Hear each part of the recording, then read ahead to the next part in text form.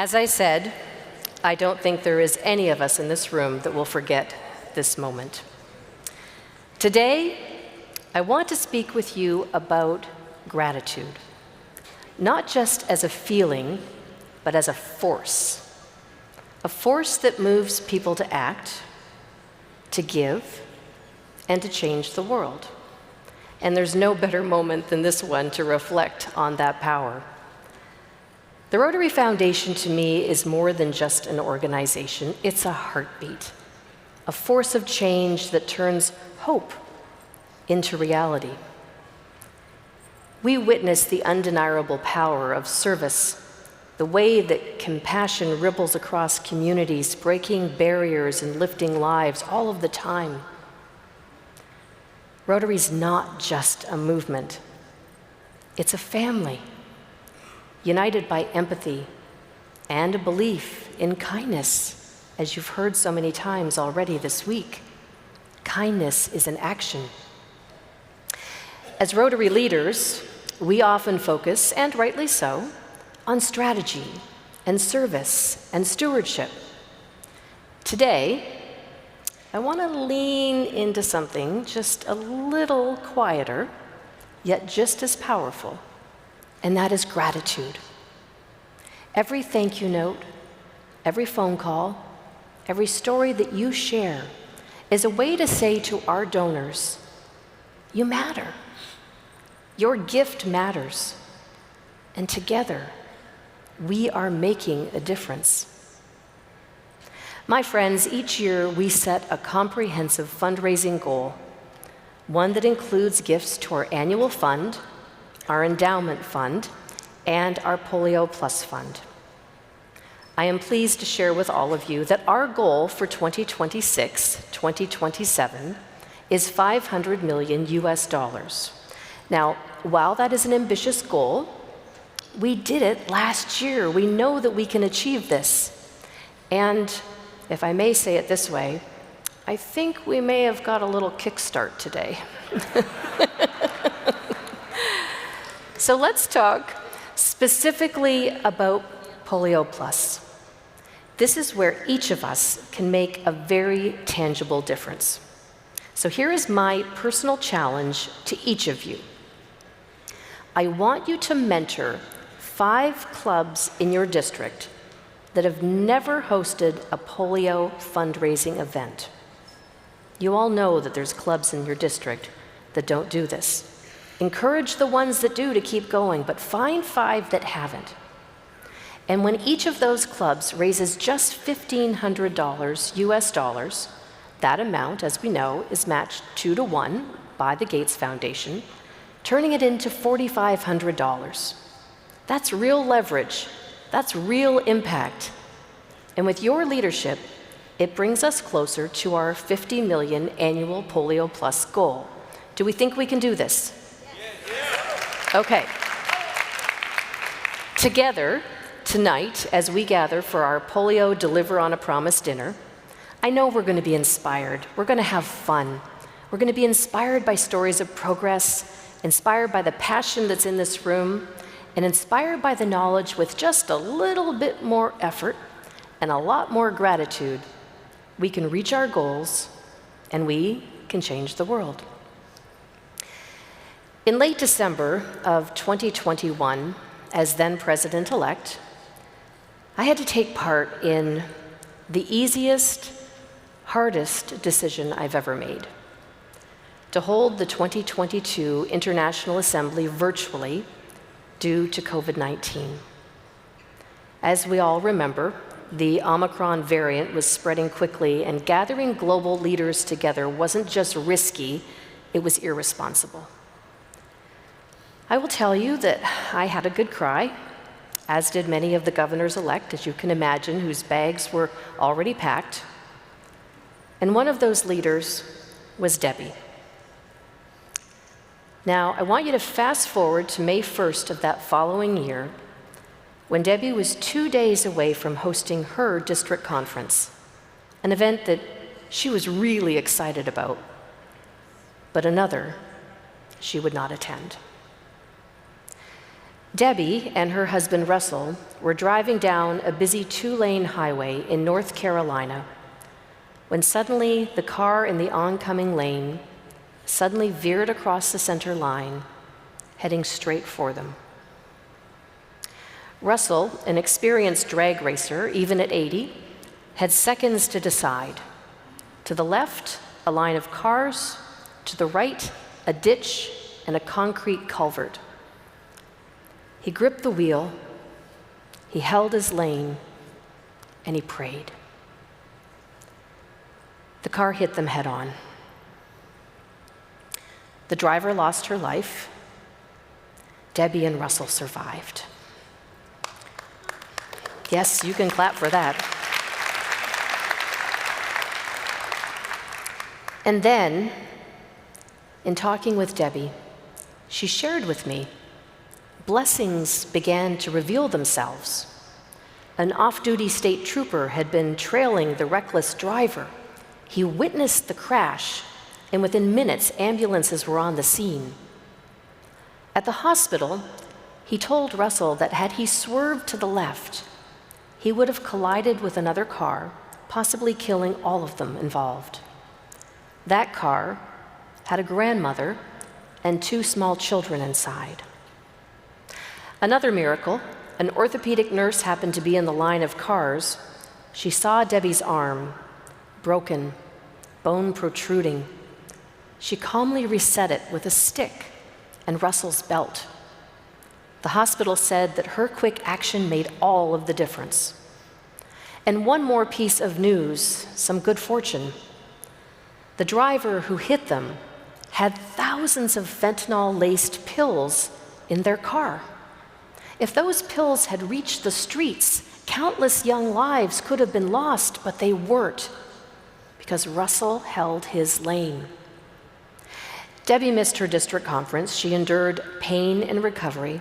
Through it all, she saw a hand of grace. And today, she and Russell remain committed to service. She told me that giving to the Rotary Foundation gives them immense joy, and they have recently established the Russell and Debbie Dobie Endowment Fund for their district, knowing that even in tragedy, lives can be saved and hope can be restored. Their generous gift is at the Archclump Society level, and today, during this session, we celebrate their official installation into the AKS Society. Please join me in welcoming and sharing gratitude with Debbie and Russell Dobie.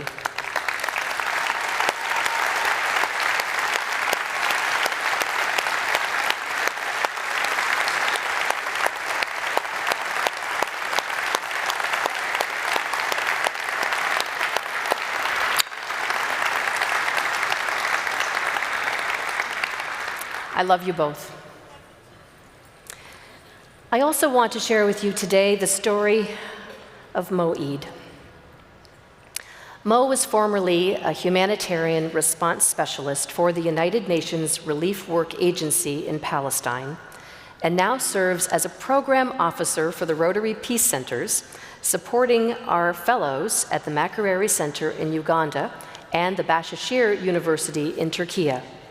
He is also an engaged member of the Evanston Lighthouse Rotary Club, which meets at our international headquarters. Last May, I read a social media post from Mo. He shared the heartbreaking loss of his brother Ibrahim, a humanitarian aid worker who was killed alongside a colleague who worked for the Red Cross. Abraham was devoted to helping victims of war, even after sustaining an injury himself the previous year. Allow me to share an excerpt of his post. Just like that, my family lost our brother. But I'm holding to a special memory. 3 years ago, I was in Turkey for work, and he was in Jordan for work too. We made plans to come together and spend time together in Istanbul. I didn't know that would be the last time I would see him in person. but I'm grateful it happened. I'm grateful for the memories that we made. Thank you, Ibrahim, for 32 years of love, fun, childhood wrestles that I wish I would have won less of them, and countless adventures. I'm grateful for the wonderful soul you were in this world. May you rest in peace, Habibi. These words, they spoke to me. They showcase that we are all the same, regardless of language or culture or country. We all want the same things for our families: love and peace. Yeah.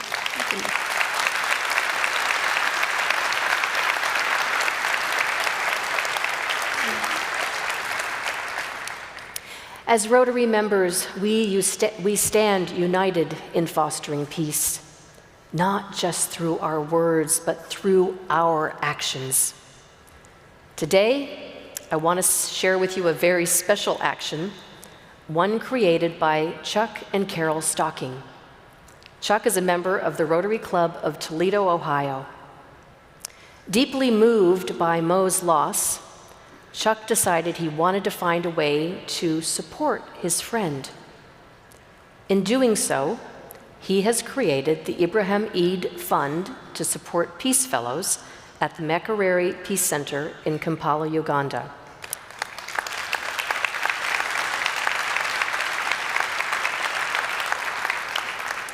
Chuck's goal is for this to be $1 million fund, and a few weeks ago, Chuck and Carol personally made the first gift of $100,000. My friends, yes. My friends, please help me to extend immense gratitude to Mo Eid, Chuck, and Carol Stocking.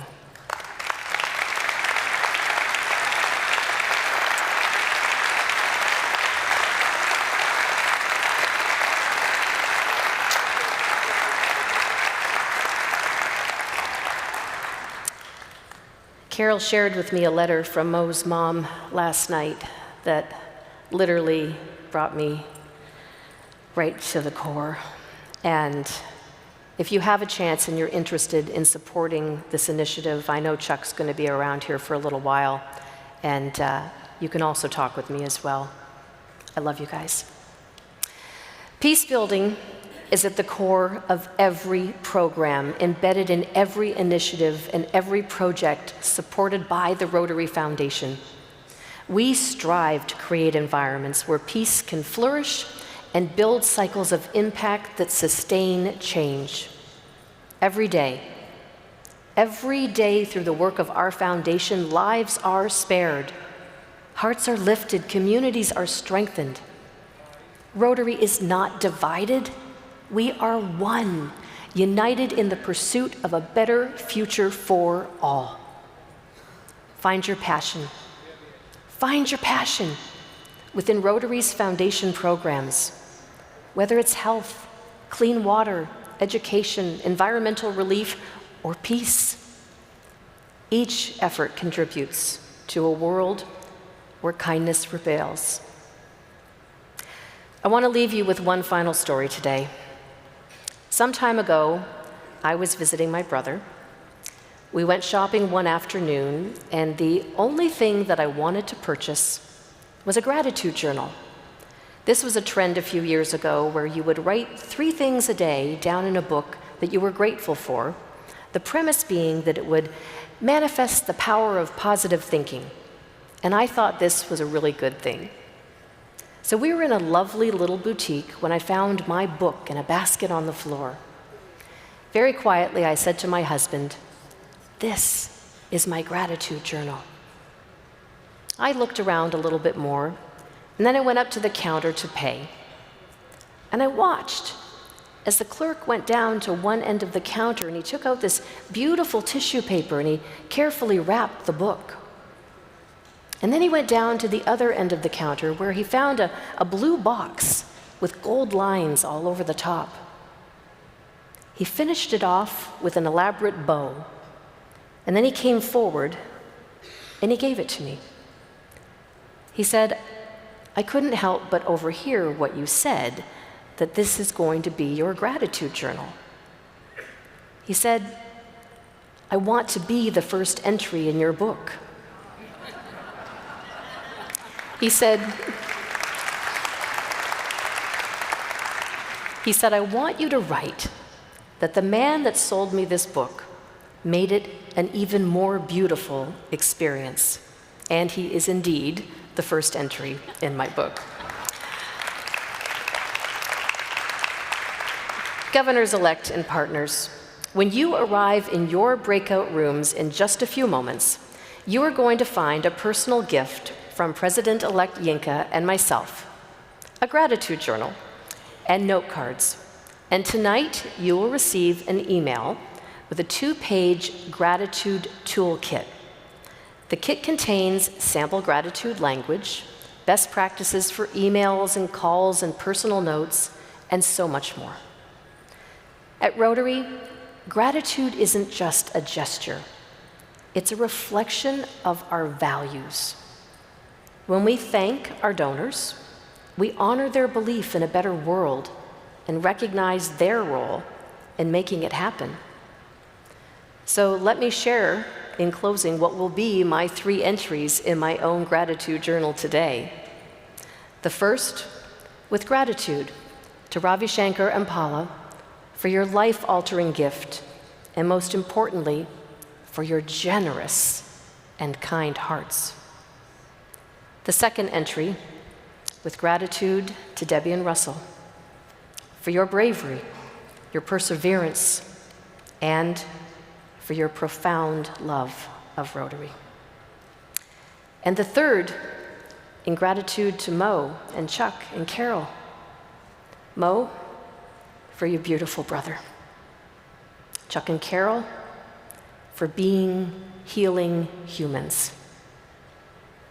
My friends, I will forever be grateful to walk this journey with each of you, because when we lead with gratitude, we don't just raise funds, we raise hope. Let gratitude be our compass. It fuels our purpose, it deepens our fellowship, and it strengthens the legacy that we build together. Thank you so much for your kind attention. Thank you.